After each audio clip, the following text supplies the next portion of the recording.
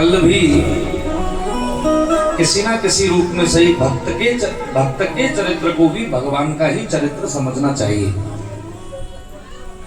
कल भी हमें बड़ी प्रसन्नता हुई कि कल भी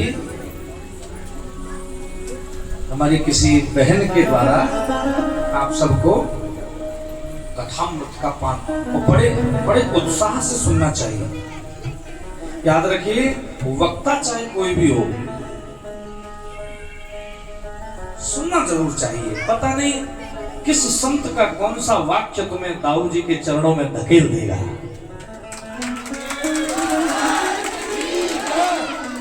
सबको सुनिए, सबको सुनना चाहिए।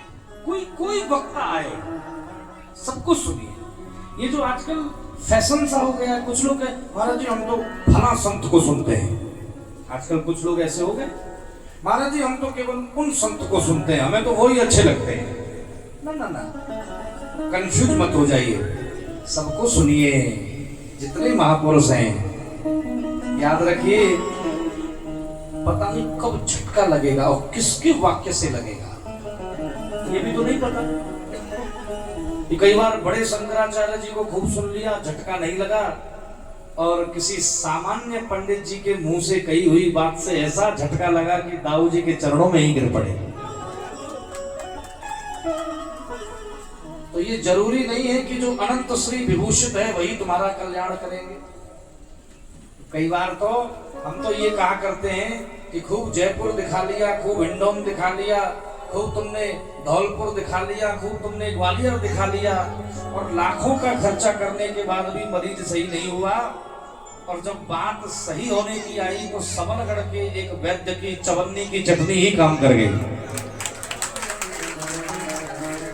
यही होता है, यही होता है ना। खूब लाखों का इलाज करा लिया और जब दवा को लगना हुआ तो चटनी काम कर गई। ठीक होना हुआ तो चटनी से ठीक हो गई। ऐसे ही अरे कहा, एक बड़ी पुरानी कहावत हमने सुनी थी कही कि जहां काम आवे सुई, अरे कहा करे तलवार। जहां काम आवे सुई, सुई जानती हो ना?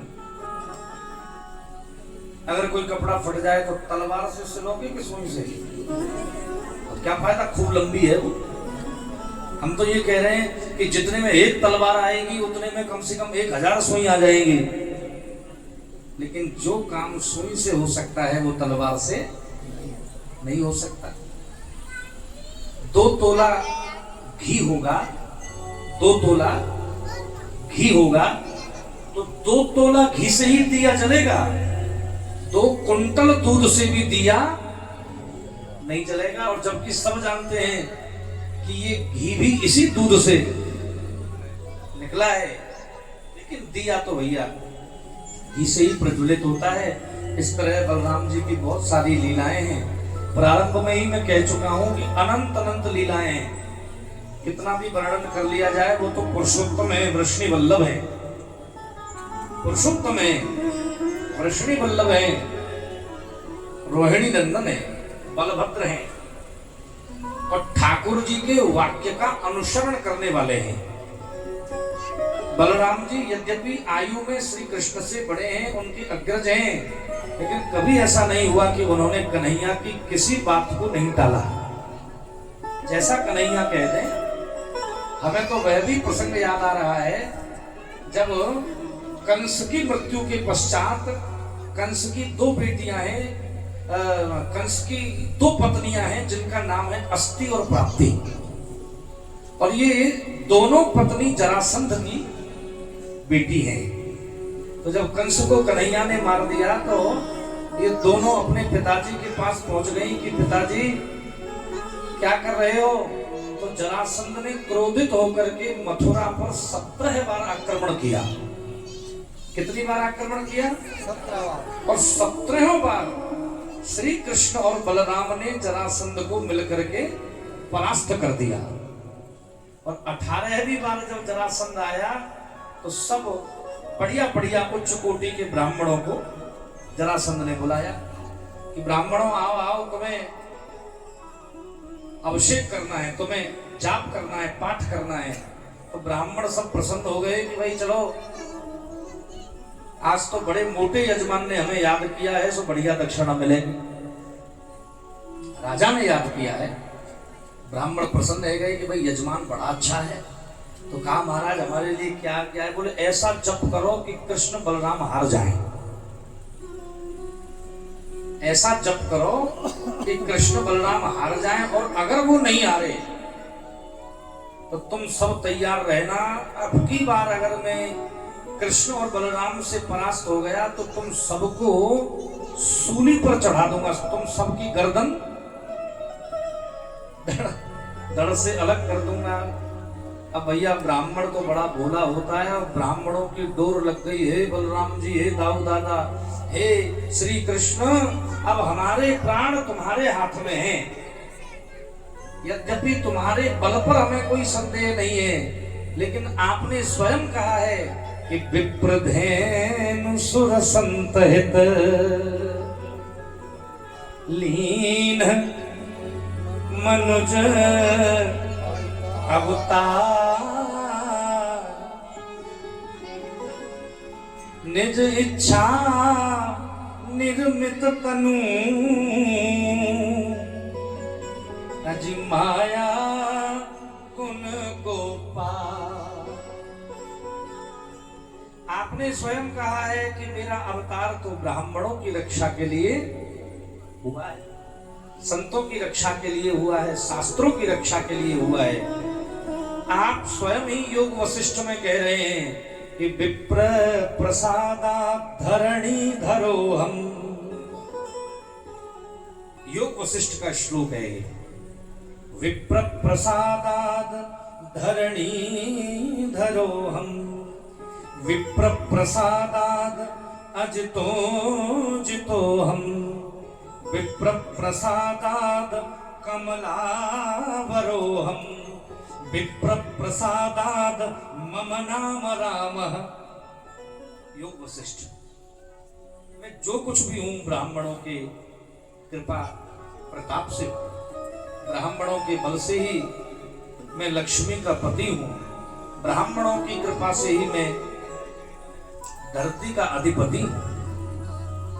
तो ब्राह्मणों ने जब श्री कृष्ण को, बलराम जी को उनकी प्रतिज्ञा याद दिलाई, तो जैसे ही जरासंध जब बलराम जी और कन्हैया के समक्ष लड़ने के लिए उपस्थित हुआ, तो कन्हैया ने ब्राह्मणों की करुण पुकार सुन करके बलदाऊ जी को आंखी आंखों में इशारा किया, दाऊ दादा। दाऊ जी बोले क्या बात है? बोले हम तो ये कह रहे थे दादा, आज अगर बुरा न मानो तो आज मैदान छोड़ के भाग जाएं, आज रण छोड़ दें। तो दाऊ जी ने अपने हल को और टाइट पकड़ लिया। अरे बोले कन्हैया, तेरो दिमाग तो ठीक है, तू बावड़ो तो ना है गयो, तू पागल तो ना है गयो। अरे कन्हैया, हम यदुवंशी हैं, और एक बार अगर युद्ध के मैदान में स्वयं काल भी हमारे सामने खड़ा हो तो काल को देख करके भी हम पीठ नहीं दिखाते हैं। तू कैसी बात कर रहे हो? तो बलराम जी को कन्हैया ने आंखों ही आंखों में कह दिया, दादा इससे तो हम बाद में भी निपट लेंगे। ये कहां भाग रहा है, इसको तो फिर पकड़ लेंगे।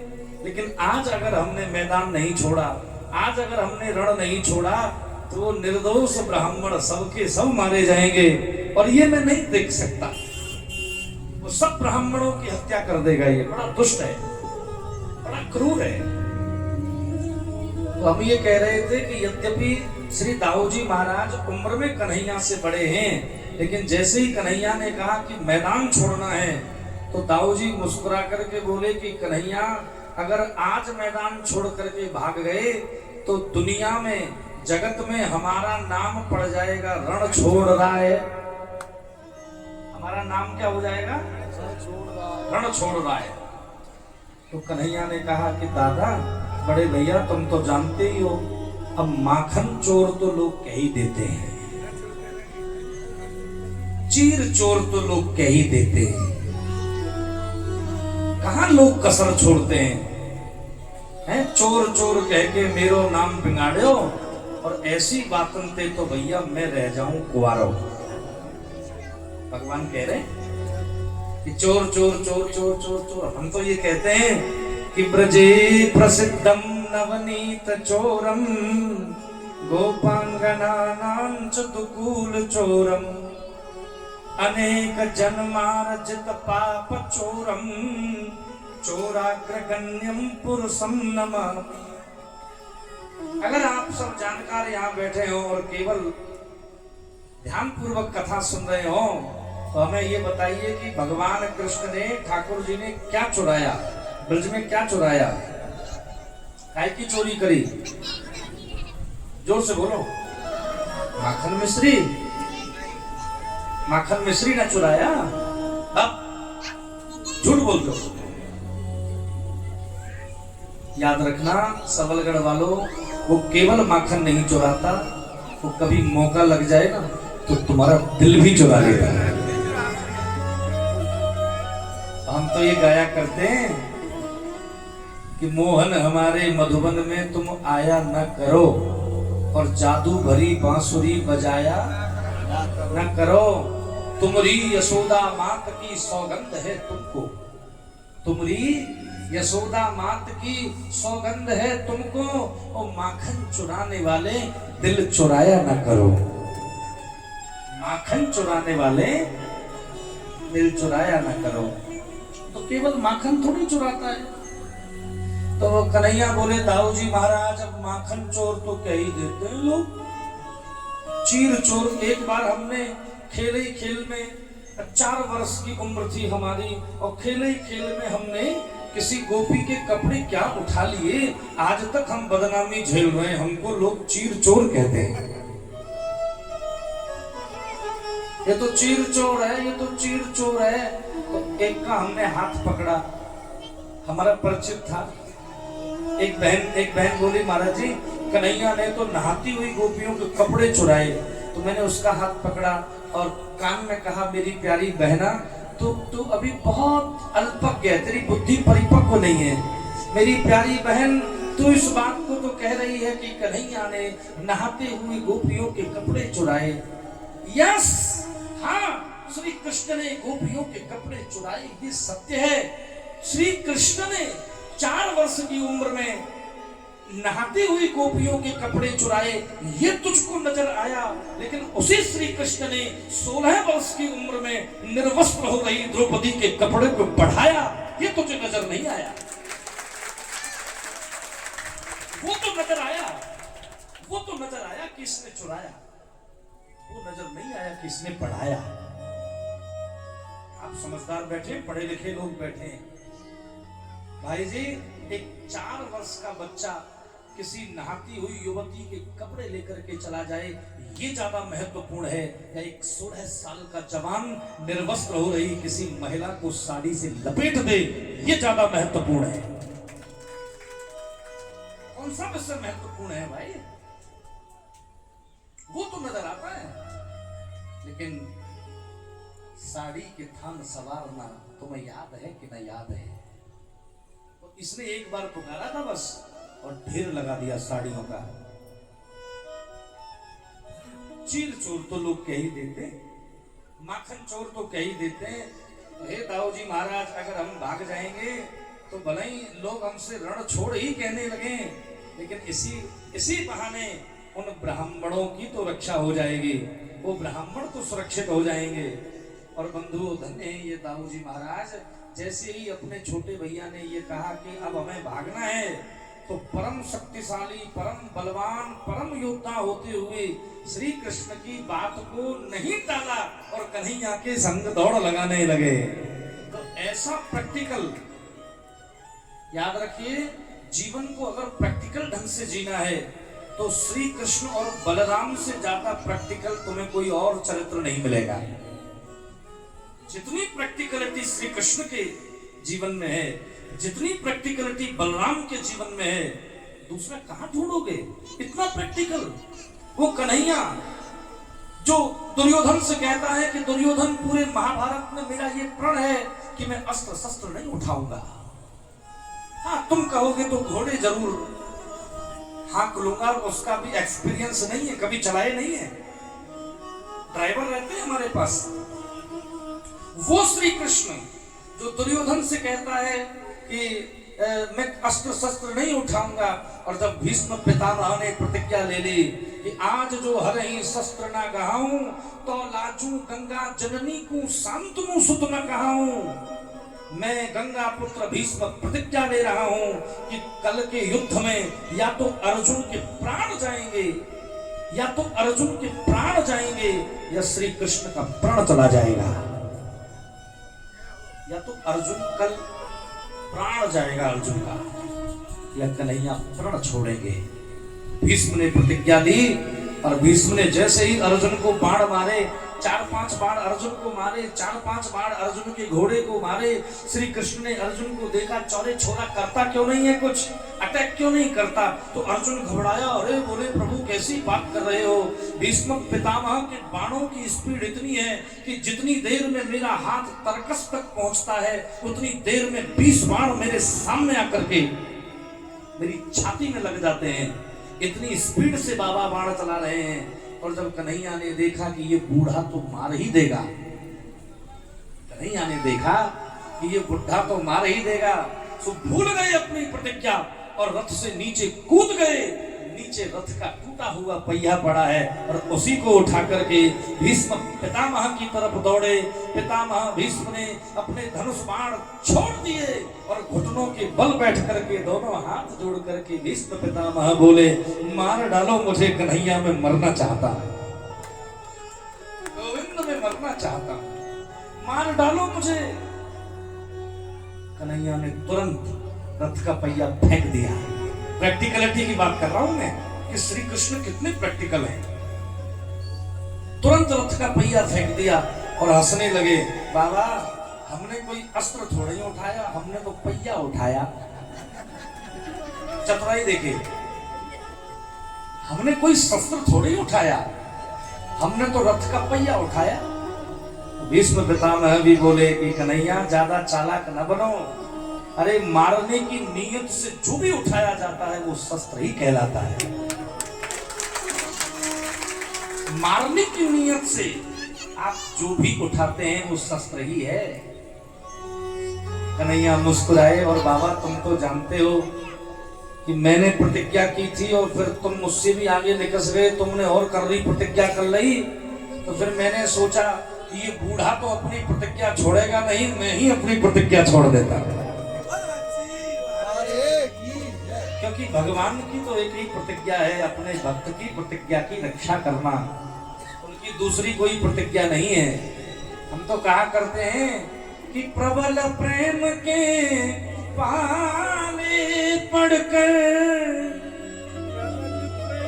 सबलगढ़ वालों, प्रबल प्रेम के अज पाले पढ़कर, श्री हरि को नियम बदलते देखा, और अपना मान भले टल जाए, पर भक्त का मान न टलते देखा। अजी अपना मान भले टल जाए, पर भक्त का मान न टलते देखा।